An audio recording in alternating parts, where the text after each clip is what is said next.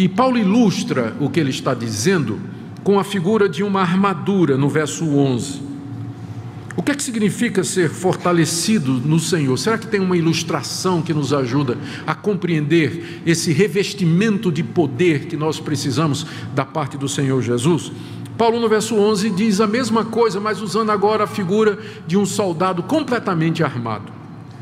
Ele diz: revesti-vos de toda a armadura de Deus. Paulo descreve aqui o cristão como um soldado na sua completa armadura e pronto para a guerra.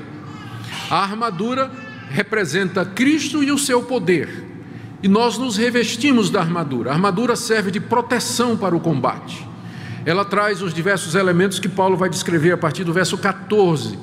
Mas a ideia aqui do cristão preparado para a batalha é tirada pelo apóstolo Paulo, provavelmente do livro de Isaías, onde Deus é descrito como um guerreiro completamente armado que sai para o combate.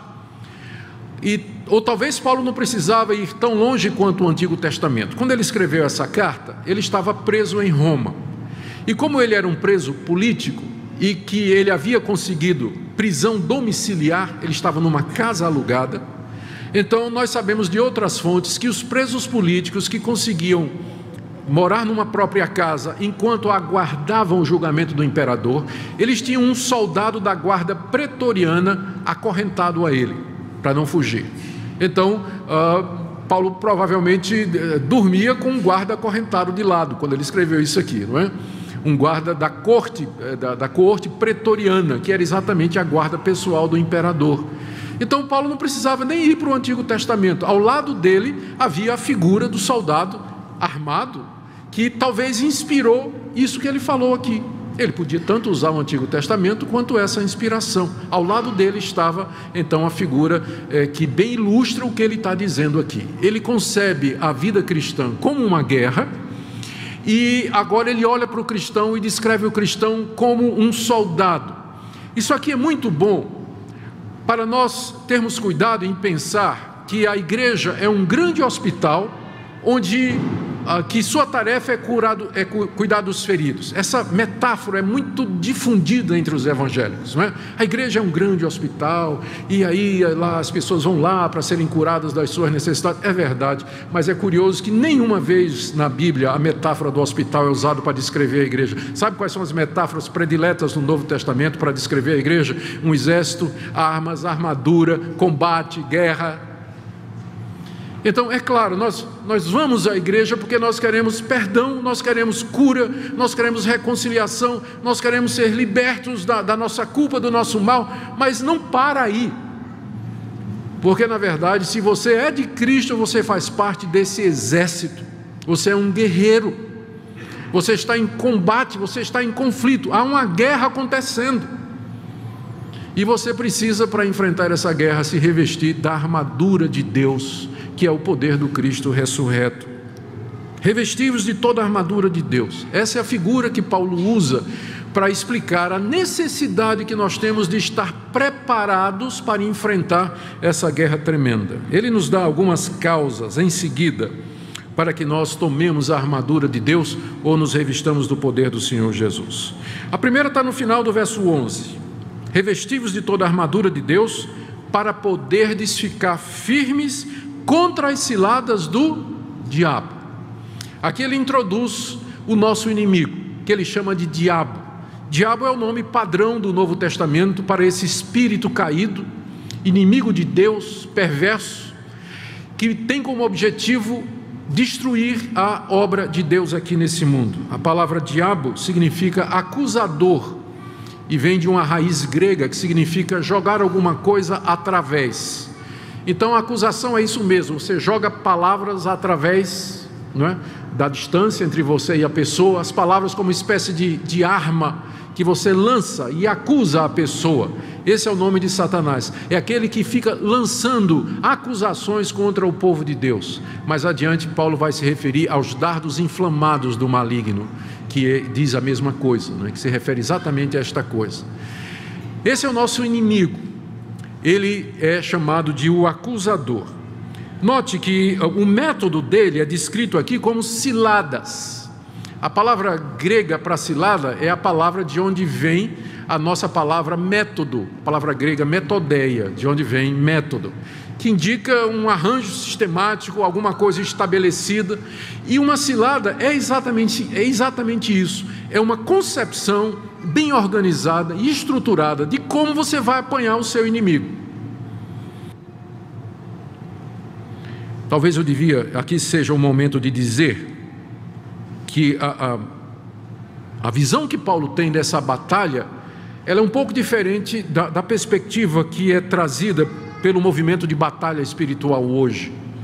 O movimento de batalha espiritual diz que nós precisamos caçar os demônios, saber onde é que eles estão, descobrir os nomes deles, tirá-los dos territórios que eles ocupam, derrubá-los, destroná-los do trono de Satanás, expulsá-los de uma determinada região. Então, a maneira como essa batalha tem sido ensinada na igreja nos últimos 25 anos, 30 anos, que é a data do movimento do surgimento do movimento de batalha espiritual, é que a guerra, a batalha espiritual é um ataque que Satanás tem que fazer aos demônios. Só que eu não estou vendo isso aqui. O que eu estou vendo é o contrário, é o diabo vindo contra mim. A ordem é que eu fique firme. Eu não encontro em nenhum lugar do Novo Testamento, especialmente no livro de Atos, que registra o trabalho dos apóstolos, que o apóstolo Paulo, quando chegava numa igreja para pregar, numa cidade para pregar o evangelho, primeiro ele ia fazer guerra espiritual para saber quem era o demônio daquela cidade, o nome do demônio, amarrar o demônio, destronar, para então ele poder evangelizar. Onde é que tem isso no Novo Testamento? Jesus nunca ensinou isso, os apóstolos nunca ensinaram, não está em lugar nenhum.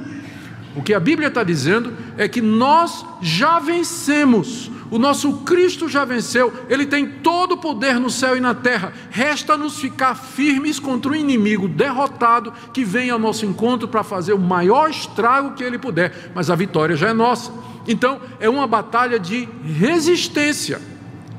É claro, se nós, à medida que nós pregamos o Evangelho e plantamos igrejas, se aparecerem pessoas possuídas de demônios ou com opressão espiritual, nós vamos mandar sair em nome de Jesus. Mas esse não é um ministério de libertação de demônios. Onde é que tem isso aqui no Novo Testamento? Quarta-feira venham para a igreja que nós vamos ter uma reunião para expelir demônio. Me encontra aqui os apóstolos marcando reunião de libertação de demônio, por favor, no Novo Testamento. Eu creio que pessoas podem ficar possessas de espíritos hoje, mas a minha tarefa não é sair catando, não. Agora, se aparecer, vai sair em nome de Jesus. Vai sair em nome de Jesus. Mas não é esse o meu ministério. Meu ministério é anunciar a palavra de Deus. Meu ministério é centrado em Cristo. É esse o ministério da igreja. Anunciar a Jesus e Ele vitorioso. As pessoas que formam ministérios em torno disso acabam glorificando quem? Quem acaba sendo o centro do ministério deles? Não. A nossa tarefa é ficar firme. A figura é de um soldado em campo já conquistado e que ele está firme guardando aquele território. E o inimigo derrotado está vindo em guerrilha contra ele, querendo tirá-lo daquela posição. Querendo tirá-lo daquela posição. Porque a nossa luta, revestidos da armadura de Deus, porque a nossa luta não é contra o sangue e a carne, e sim contra os principados e potestades, contra os dominadores desse mundo tenebroso, contra as forças espirituais do mal nas regiões celestes.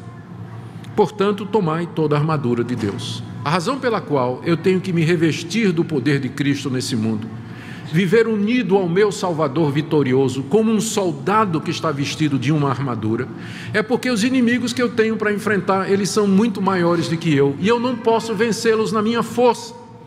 Os meus inimigos, diz Paulo aqui, o nosso inimigo, a nossa luta, no verso 12, não é contra o sangue e a carne, ou seja, não é contra pessoas de sangue, carne e ossos como nós. A nossa luta não é contra os nossos semelhantes. E é interessante que Paulo tenha dito isso quando ele estava preso lá em Roma.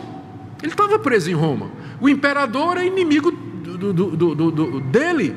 e do cristianismo. Os judeus que denunciaram Paulo eram inimigos da fé em Cristo Jesus. Mas Paulo olha para o imperador, ele olha para aquele vasto império romano com sua arrogância, sua idolatria, e ele vê um poder maior por detrás do imperador e daquele império gigantesco. E ele diz: queridos, não pensem que a nossa luta é contra seres humanos, porque se fosse, não é? Então nós usaríamos armas humanas, nós pegaríamos na espada talvez, ou enfim, usaríamos estratégias militares. Não, mas a nossa luta é contra poderes que vão além da realidade humana, que Paulo descreve aqui como sendo principados e potestades, dominadores desse mundo tenebroso, forças espiritual do mal nas regiões celestes. Regiões celestes é uma expressão que Paulo usa somente aqui, na carta aos Efésios, e que designa esse mundo espiritual que nos cerca, esse mundo invisível, onde o nosso Deus habita e onde transitam os anjos e demônios e onde se dá. É um mundo espiritual que interpenetra com a nossa realidade humana, essa realidade invisível que nos cerca. Esses seres, eles habitam essa região, esse espaço que intersecta com o nosso, essa realidade invisível que está ao nosso redor. Por isso que eles são chamados aqui de forças espirituais do mal. Espirituais no sentido de que eles não têm corpos como nós temos. Eles são seres imateriais, poderosos, são designados aqui como forças. Eles têm o domínio desse mundo tenebroso. Paulo aqui na carta se refere pelo menos 2 vezes ao mundo presente como estando debaixo de trevas. Veja aí o capítulo 2, de 1 em diante. Ele vos deu vida, estando vós mortos nos vossos delitos e pecados, nos quais andastes outrora, segundo o curso desse mundo, segundo o príncipe da potestade do ar, ou seja, o príncipe dos poderes aéreos ou invisíveis, o espírito que agora atua nos filhos da desobediência. Paulo já tinha se referido ao diabo na carta, dizendo que ele é esse espírito, ele é o príncipe dos poderes aéreos que atua nos filhos da desobediência. É interessante que logo no capítulo anterior, no capítulo 1, ele falou do Espírito Santo atuando nos filhos de Deus, mediante Jesus Cristo. E agora ele fala do diabo atuando nos filhos da desobediência, que são aqueles incrédulos, aqueles que estão nos seus pecados e que não se arrependeram ainda, mediante a fé em Jesus, para serem salvos e perdoados. A ponto de Lutero uma vez ter dito que o homem é uma besta, ou ele é montado por Deus ou pelo diabo. Se você é de Deus em Cristo Jesus, o poder que atua em você é do Espírito Santo. Mas se você não é de Cristo, se você está nos seus pecados, esse príncipe dos poderes aéreos atua na sua vida. Atua na sua vida. E diz ele aqui, não é, que escraviza segundo as inclinações da carne e dos pensamentos. Mais adiante, no capítulo 4, o apóstolo Paulo diz que a gente não deve andar como andam os gentios, aqueles que não creem no Senhor Jesus, na vaidade dos seus pensamentos, obscurecidos do entendimento, alheios à vida de Deus, por causa da ignorância em que vivem, pela dureza do coração, e que se tornaram insensíveis e se entregaram à dissolução para cometer toda sorte de impureza. Ou seja, essa humanidade sem Deus, a humanidade que virou as costas para Deus, cega, surda, que não quer ouvir a Deus, andando na teimosia do seu coração, esses poderes governam essas pessoas, atuam nestas pessoas, iludindo, aumentando ainda mais as trevas do coração delas, encaminhando-as para falsos deuses, provocando a idolatria, levando-as a uma vida dissoluta, até que finalmente essas pessoas serão levadas à condenação eterna, ao juízo de Deus no inferno, pela ação destes seres. Não é que com isso Paulo está desculpando os pecadores não arrependidos, mas ele está dizendo da existência desses poderes que são os dominadores desse mundo tenebroso e que atuam em todo lugar. Eles atuam na política, atuam nas artes, atuam na música, atuam no lazer, usos e costumes, na literatura, na universidade, na igreja, em todo lugar. Esses poderes estão agindo com astúcia, com o objetivo de destruir a obra de Deus e também destruir a sua própria vida. Essa é a razão pela qual nós temos de tomar a armadura de Deus. Ainda no verso 13, Paulo repete: portanto, ou seja, à luz da realidade dos nossos inimigos, tomai toda a armadura de Deus. E ele diz: para que possais resistir no dia mau. O que é o dia mau? Paulo já havia dito aqui que todos os dias são maus. Veja lá no verso 16 do capítulo 5: remindo o tempo, porque os dias são maus. Mas dentre os dias maus, tem uns que são piores do que os outros. Todos os dias são maus. Ou seja, é assim que Paulo descreve a nossa vida aqui nesse mundo. Dias são maus porque nós estamos nessa realidade marcada pelo pecado, onde o sofrimento existe, onde a incompreensão existe, a violência contra seres humanos, a falta de amor, enfim, tantas coisas, doença, dor e sofrimento. Os dias são maus e sempre serão maus, mas há dias que são piores do que outros. Paulo parece estar se referindo ao fato de que Satanás concentra os seus esforços nas pessoas em determinados períodos. Ou seja, nós sempre estamos sendo tentados de uma forma ou de outra, mas parece que tem dia que o diabo vem com toda a cavalaria. Você lembra de dias assim na sua vida?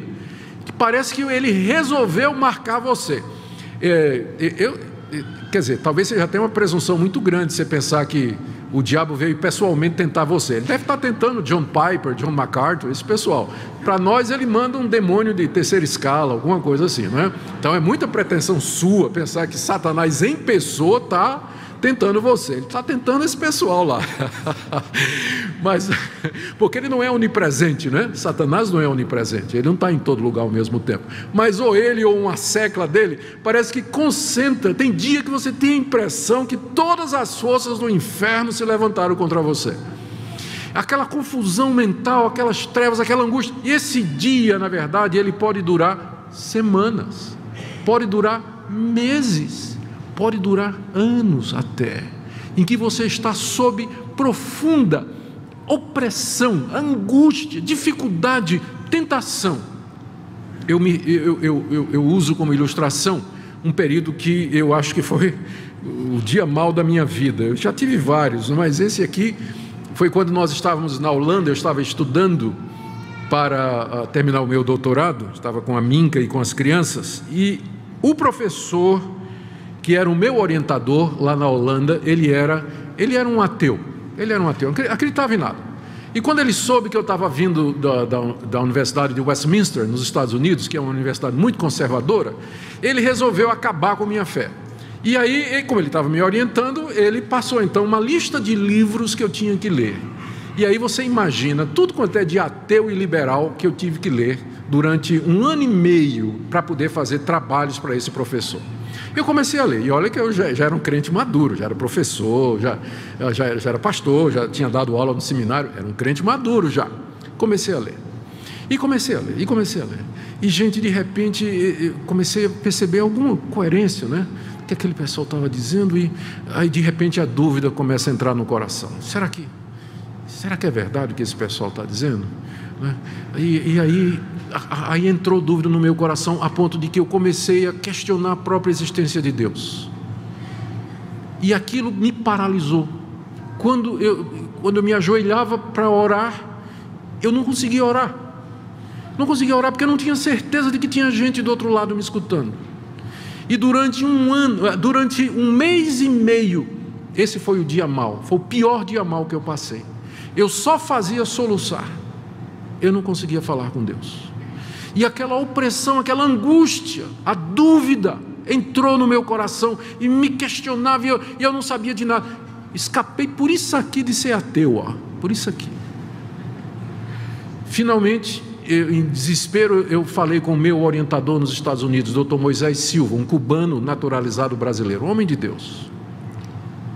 Dr. Moisés, eu estou passando por dificuldade muito grande. Aí ele deu uma risada. Você está lendo o quê?